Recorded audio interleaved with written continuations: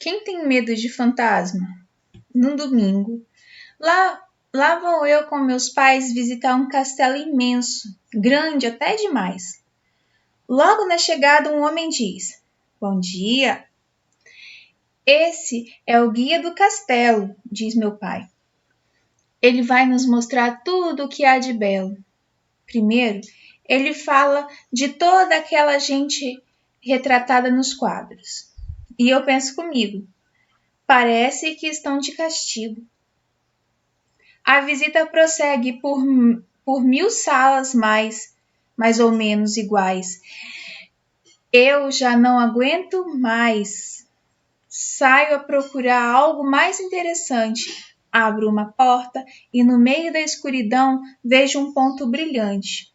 Desço o degrau de uma escada, mas volto a subir, pois tenho medo de cair. A porta bateu. Que azar! Não há meio de alguém escutar. Fico assustada e ouço berros. Ha, ha, ha, ha! Que risada malvada! Vejo então um pássaro branco a voar. Mas não é pássaro, gente.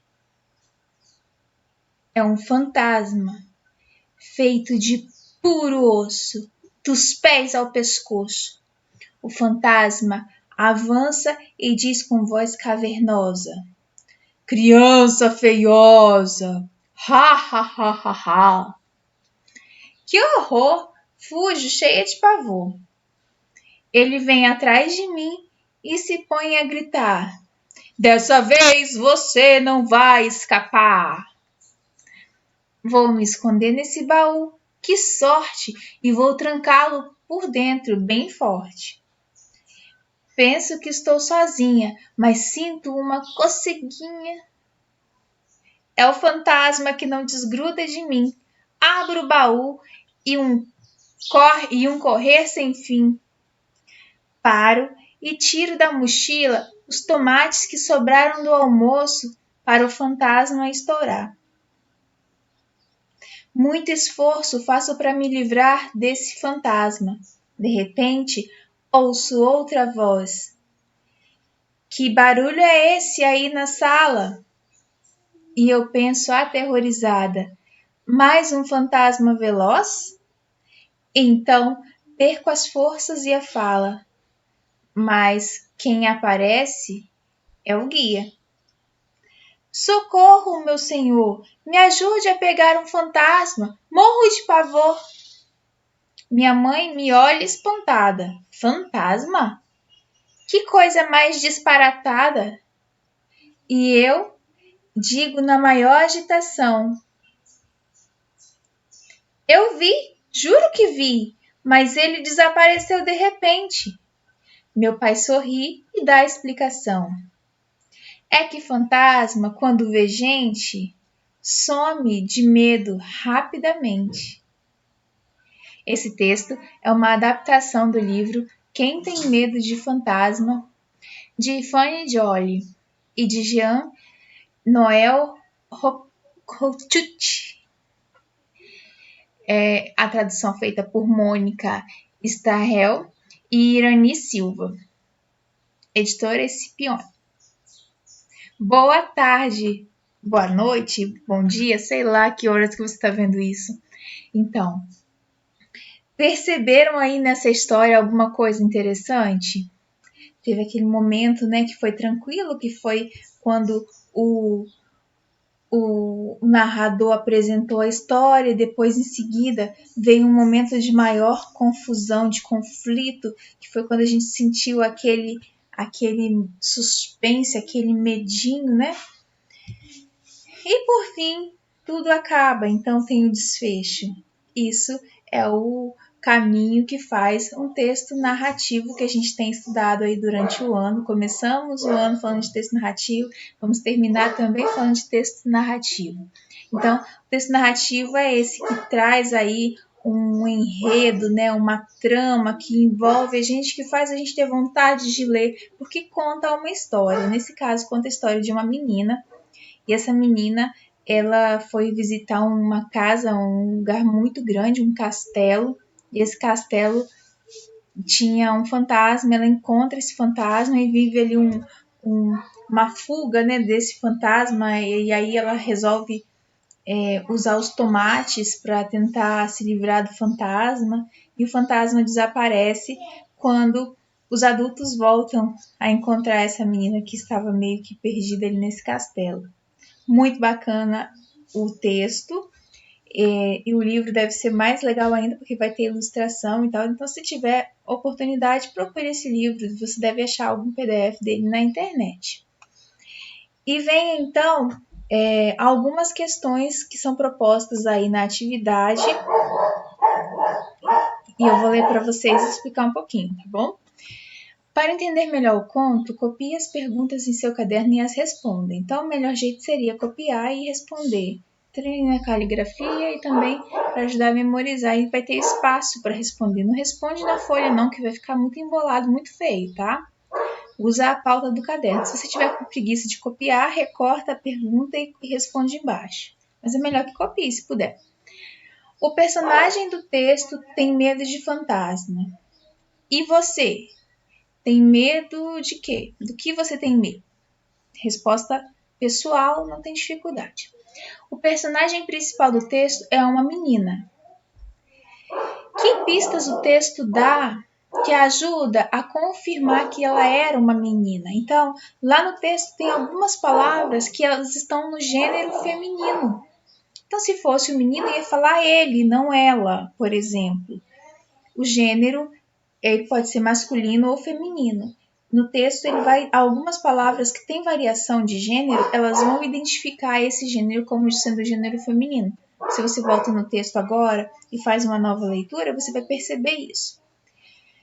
Na letra C, no conto acima, há um diálogo no qual o homem usa a expressão: esse é o guia do castelo. Você vai voltar lá no texto e vai descobrir qual era a função desse guia do castelo. Muito fácil.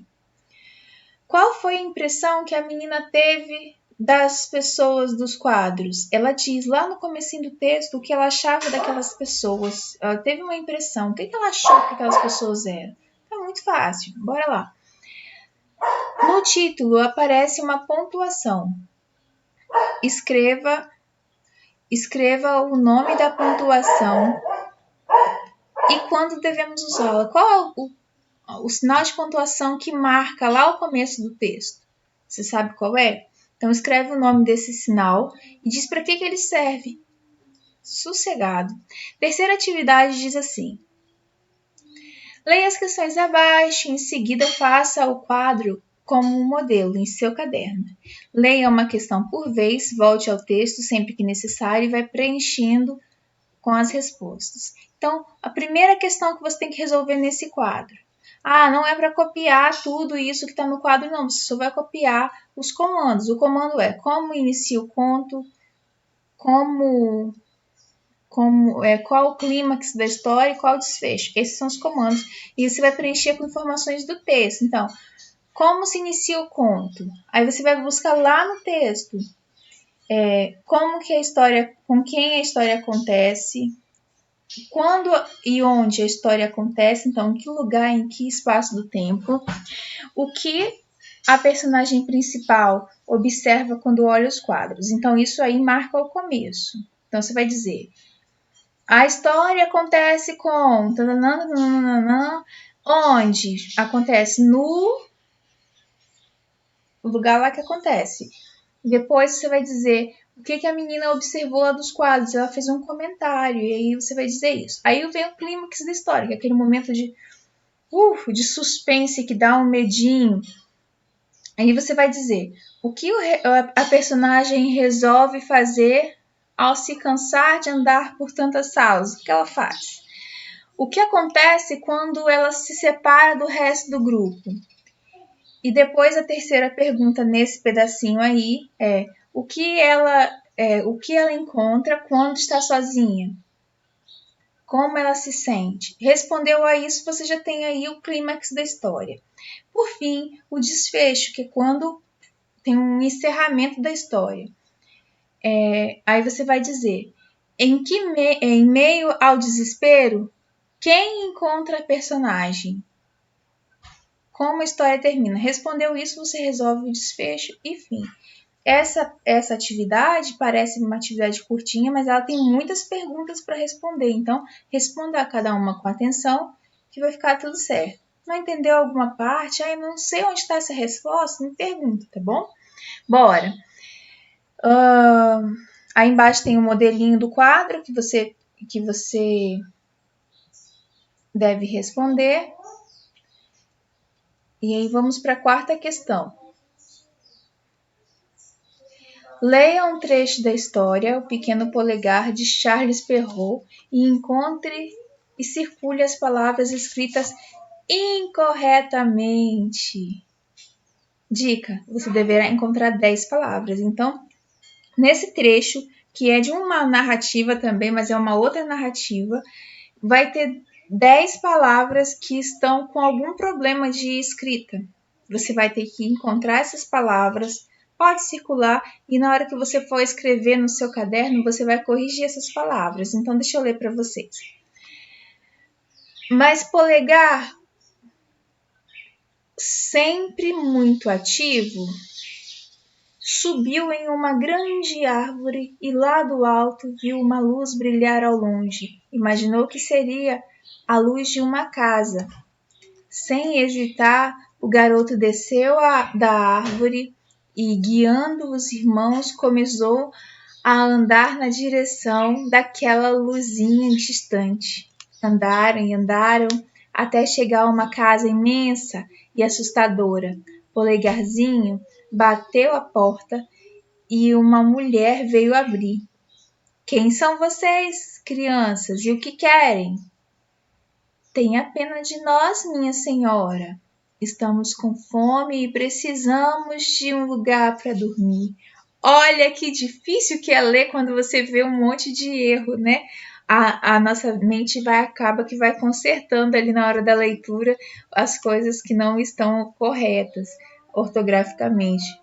Depois de ler, circular as palavras erradas, você vai reescrever esse texto, corrigindo aquelas palavras que estão com erro. Tudo bem? Esse é o assunto de língua portuguesa. Espero que vocês não tenham dificuldade, mas se tiver alguma dificuldade, já sabe, é só me ligar, mandar mensagem e me chamar. Tudo bem? Beijinhos, bons estudos. Até mais!